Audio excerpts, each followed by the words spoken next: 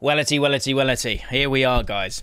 The League One playoffs. 4 teams. 4 very special teams. And a few teams that will be watching these games thinking, what if? The likes of Plymouth, the likes of Oxford. But we have our 4 now. We have our 4 teams in the League One playoffs. And this video, we will be diving into those teams. Having a look at them tactically. Having a look at the season so far and how that might play any part in this.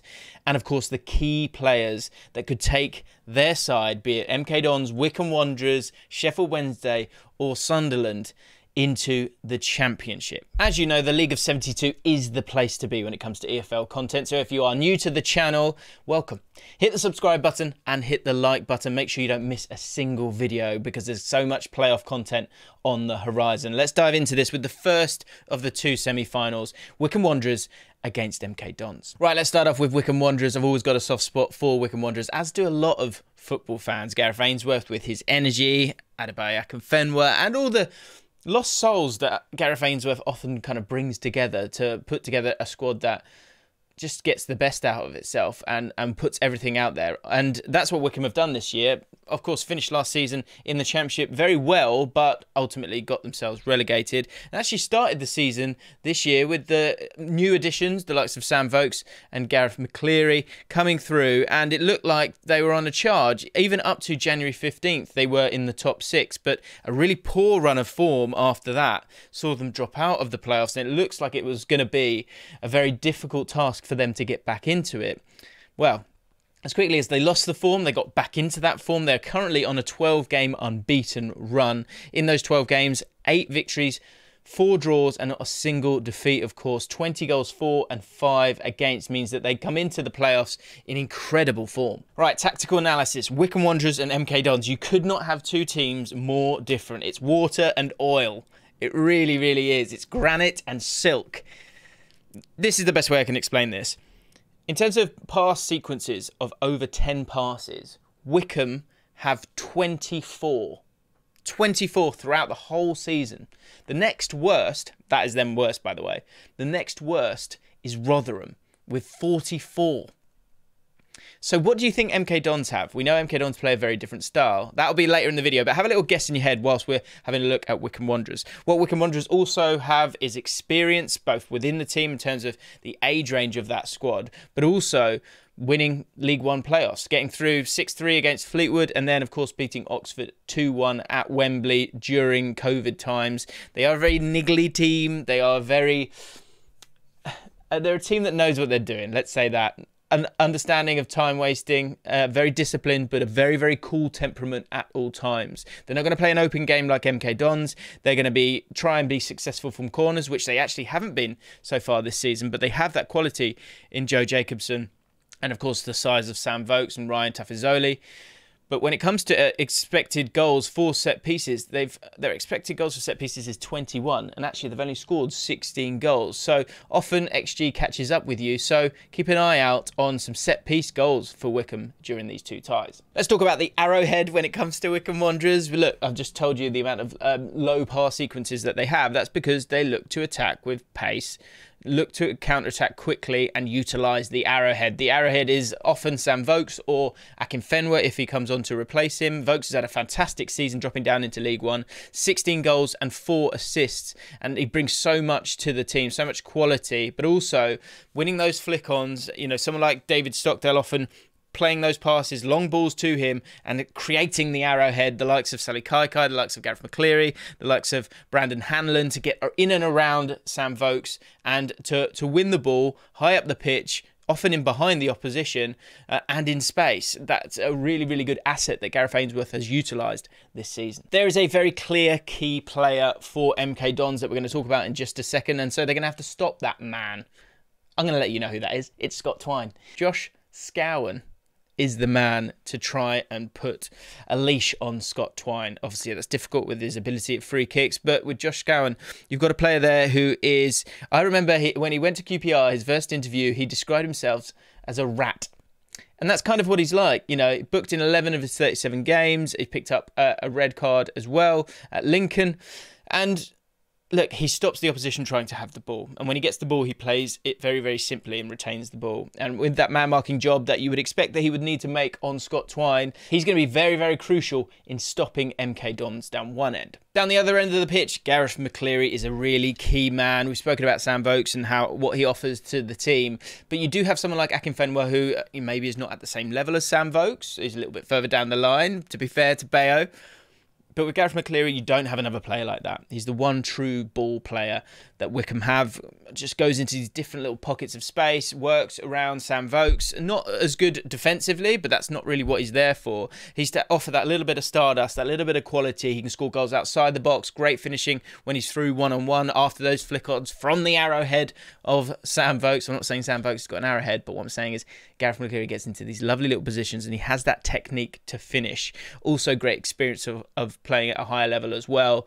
Always got a good goal in him, and especially when you need a goal, he can conjure one up from nowhere. So he will be crucial. 11 goals and 6 assists this year. He's been a bargain buy. No one was quite sure how it would pan out at the Stadium MK this season, with Russell Martin moving on to pastures new, Swansea City. 6 days into the season, Liam Manning has come in and done brilliantly. He has tweaked and changed, and that shows an openness of the players to his methods and ability to take on board his message very, very quickly. But also I think Liam Manning has been careful in how he's introduced his ideas as well. It is very different to Russell Martin, and it's proven to be very, very beneficial. Very, very unlucky MK Dons to not actually go up automatically. Sometimes that team that finishes third and just misses out on automatic promotion can be absolutely devastated, and that can hurt them. But I think this MK Dons side goes into the playoffs in great form and great confidence as well, not feeling like they've missed out on the automatic promotion places, because it was something that wasn't always there in front of them. It's always just a little bit out of reach, it felt like. They've gelled really, really quickly, got some fantastic players and scored a hell of a lot of goals as well, and finished the season very, very strongly. 5-0 victory, of course, as well, and won their last 10 of their last 14. So how do MK Dons play? It's not exactly the same as Russell Martin. He likes to have players who play in between the lines. The ball does hug the turf like it did with Russell Martin, usually only leaving the ground when Scott Twine decides to curl a free kick into the top corner. But the style is less possession based, and it's more about sort of controlling play a lot more and using the ball quickly, finding those players in space, and also having those runners that they've got in this side. A lot of pace in this team to find those spaces in and behind, or in those half spaces, to hurt the opposition. In Manning's own words, possession with a purpose. Let's talk about some of these fantastic players that MK Dons have then, starting with the main man himself, the player of League One, Scott Twine. 20 goals, 13 assists, the Sky Bet League One player of the season, as I said there. He's been able to showcase the full array of talents that he has due to Liam Manning doing brilliantly there and utilising him and getting him into the spaces that he wants, but also allowing those runners around him, Troy Parrott, who we'll talk about, Mo Issa as well, offering up those runners to allow him to get into those pockets of space to play those brilliant, brilliant passes. Always quick on the half turn. Always looking for those through balls as well, consistently creating for others, as you've seen from those 13 assists. Then we talk about the set pieces. Wow. I mean, the guy is the James Ward-Prowse of the EFL. Can't stop scoring free kicks, as you saw from his unbelievable display against Plymouth. Obviously in a crucial game. Of course, Plymouth lost a player, but 4 goals in a game is always pretty special. And when you look at all of the goals, you know, the free kick, the driving run into the box for the second one, the ability to sort of find the space in the middle of the area as well and finish brilliantly as well, and then a strike from outside the box. It showcased absolutely everything that Scott Twine has. He can score from 25 yards out, he can score from 30 yards out, he can score from 18 yards out, he can score from wherever he likes. He is the best player in this division and will be very difficult to stop, because even if you do stop him, you've got those set pieces. We spoke about Josh Scowen and how important he will be up against Scott Twine. On the other side of the coin, you've got Wycombe Wanderers and Sam Vokes, so integral to them. And someone like Harry Darling's going to have to step up and deal with him. He has that intelligence to sort of nick the ball a lot of the time, read the play really well as part of the 3 centre-backs that MK Dons like to play. He's also fantastic down the other end. 10 goals in League One this season. An incredible effort as well, which showcases that his ability to dribble out with the ball against Morecambe. That could be a really useful asset to dislodge Wycombe defensively when you've got someone like Sam Vokes who won't really be able to press as much as a smaller forward, shall we say. He will have a really big part to play at both ends of the pitch, stopping Sam Vokes and then trying to score from those fantastic Scott Twine set pieces down the other end. Up alongside Scott Twine will be Troy Parrott, whose work rate will be really, really important to this side in terms of stopping Wycombe, their ability to play those long balls up to Sam Vokes and the players around him as well. And Troy Parrott has shown a bit of everything, actually. The work rate has been superb, his ability to work the channels, but also hold up the ball at times as well. And when Scott Twine gets the ball in those half spaces and makes those little turns, he's gone. And his intelligent movement, but also his ability to find other players as well with his through passes and his intelligent play has been really, really impressive for a player who struggled at Ipswich Town and of course is on loan from Spurs right now and needed to find a bit of a home and has found that at MK Dons. He's got great quality as well when it comes to finishing. 8 goals so far this season, and you've seen both sides of it. You've seen the lovely little dink against Sheffield Wednesday with the outside of his right foot, and then of course one of the goals of the season, that volley against AFC Wimbledon. In terms of predictions, I have a real soft spot for Wycombe because of Gareth Ainsworth. I spoke to Sam Vokes at the start of the season. There's an interview there which you can go and enjoy. And I do really like Wycombe Wanderers. But my head does say that MK Dons, the quality that they possess throughout the pitch and the control that they could exert on the game, I think could be that little bit too much. And in terms of match winners, they've got a couple, but in particular, it's that man, Scott Twine. I just think he's irresistible right now. And I think MK Dons will make their way through to the final. On to the second semi-final, and it couldn't be bigger, could it? Arguably the two biggest teams in League One. Huge fan bases. Sunderland against Sheffield Wednesday. Let's start off with Sunderland then, who began the season in fine form. Ross Stewart and Aidan McGeady looking really good.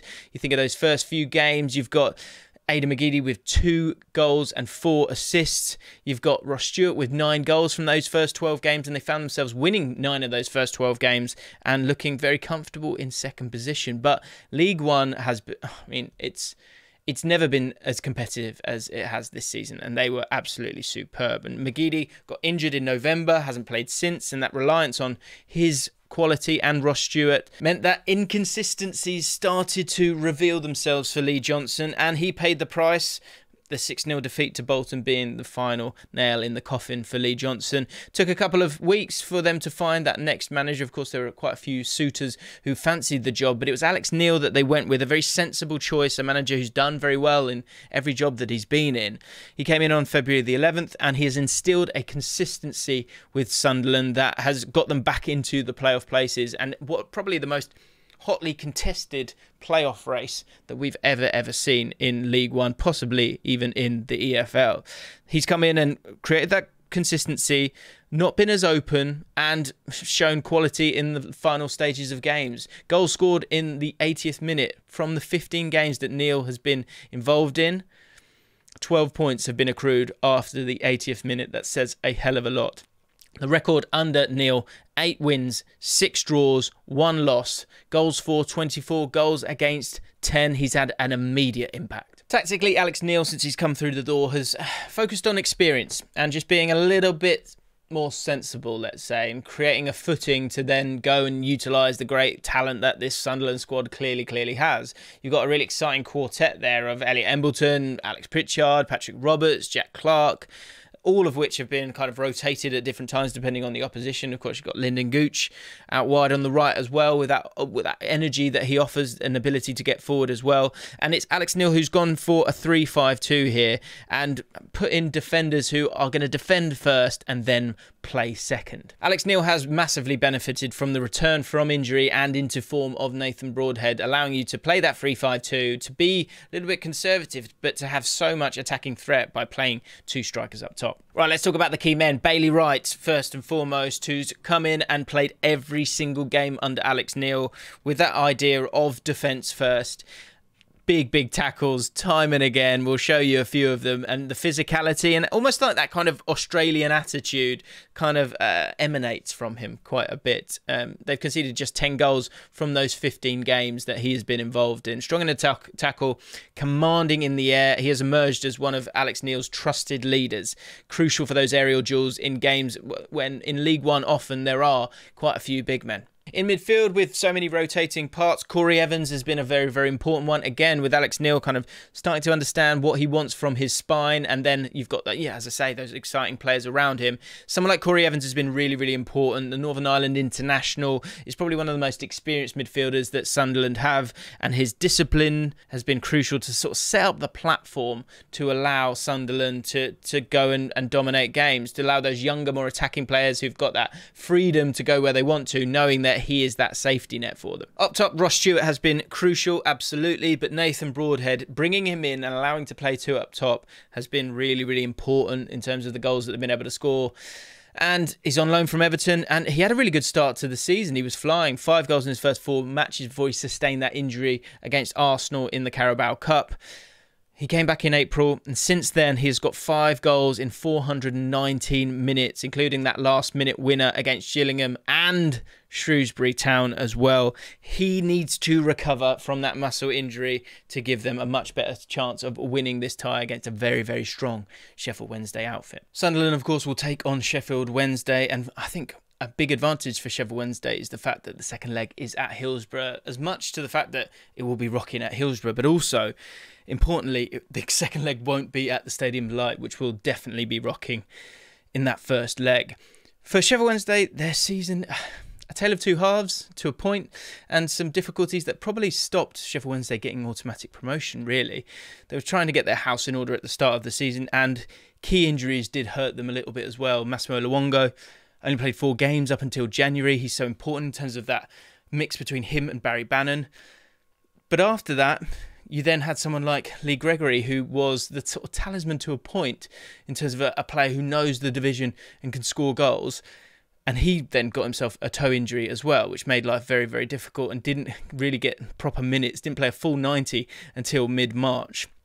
The real Wednesday charge has come since the turn of the year, though, and they were very impressive. Sadly, in the first half, if you think of September and October, in terms of goals after the 80th minute, 9 points were lost in that period of time, and you do just wonder a little bit. That said, they come into the playoffs in fantastic form, again, like many of these playoff teams.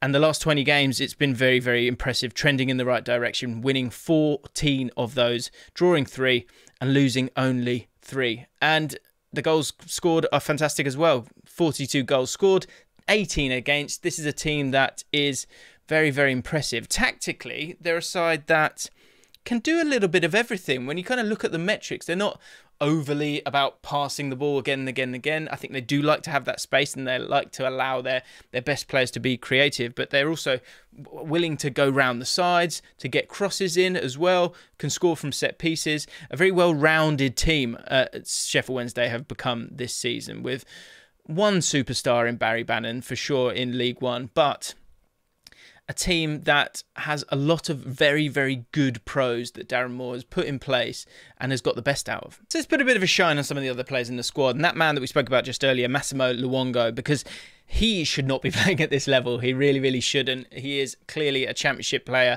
and a very, very good one at that.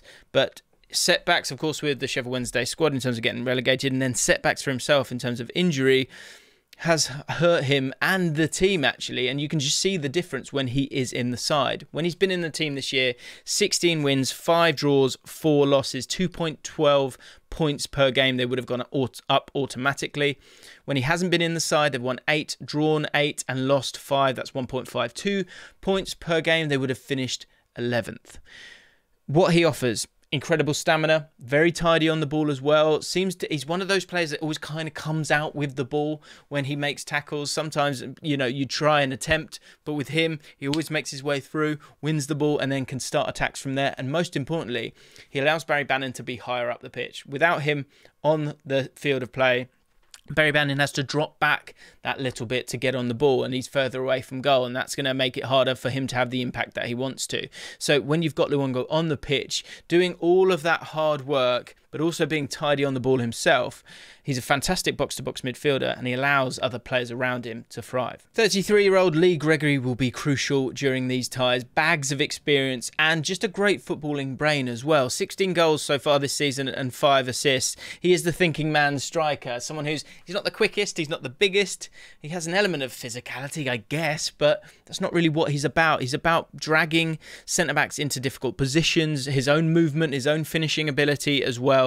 And he's a really, really good acquisition from Darren Moore. And when he's been fit, again, Sheffield Wednesday have been a very, very impressive team. A great example of this has been that hat-trick against Fleetwood Town recently. He showcased his finishing ability with a clever turn and clinical shot, a brave header from close range, and then a piece of inspirational thinking straight from kickoff. And last but of course not least, we have to talk about the man himself, Barry Bannon. 9 goals, 12 assists. The chief creator, the chief designer and executioner for Sheffield Wednesday. Get the ball to Barry. That is the general remit when it comes to Sheffield Wednesday. Always on the move, looking for opportunities, getting into different spaces. As we said earlier, him getting higher up the pitch has been really, really important to them. Beauty of a left foot. He scores goals, creates goals, is integral. You know, when it comes to these teams in the playoffs, sometimes it can be very tight.